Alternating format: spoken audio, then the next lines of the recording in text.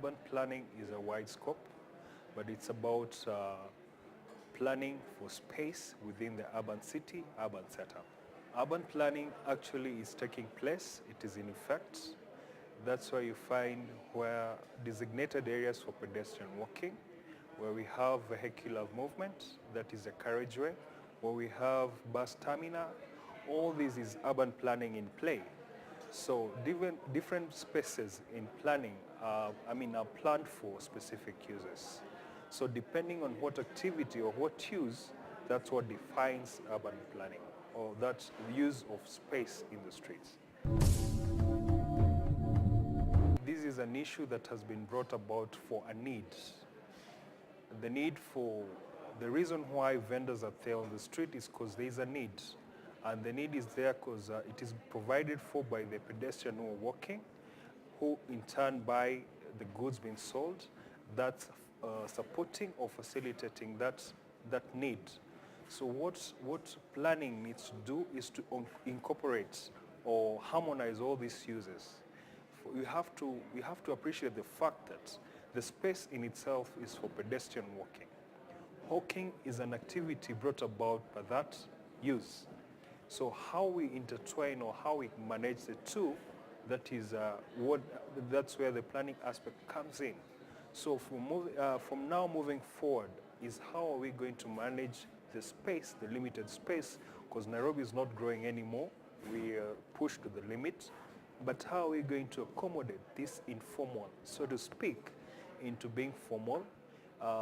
That is a debate, and that is a topic we should be talking moving forward.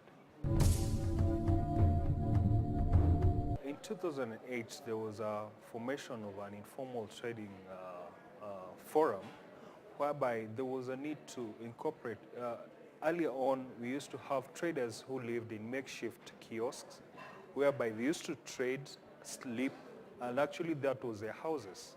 So as an initiative, the then Nairobi City Council formed a team or a body that was to bring them down and formalize them into manageable units called modern kiosk, whereby it would only allow for trade and trade only. So it wouldn't house them or house the trader as earlier on. So the initiative was actually, the spirit was very brilliant, whereby we used to demolish and ask the affected traders to apply for modern stalls. Then the space could be evaluated, because mostly they happened on road reserve. So the space was evaluated, and where there were 10 or 1 that was big, could accommodate a number of traders. But with time, it was overrun by events, whereby you find that the identified person would end up not benefiting from the same. The small traders didn't have the initial capital to bring up the structure. Also, the county in itself didn't have the monies to construct the same for the vendor, for the beneficiaries.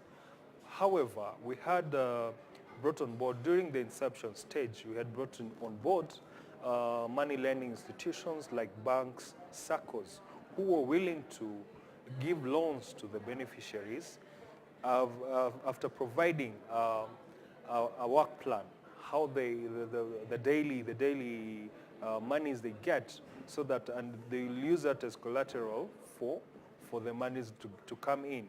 So we had KREP Bank and we had Equity Bank who are on board to support the same.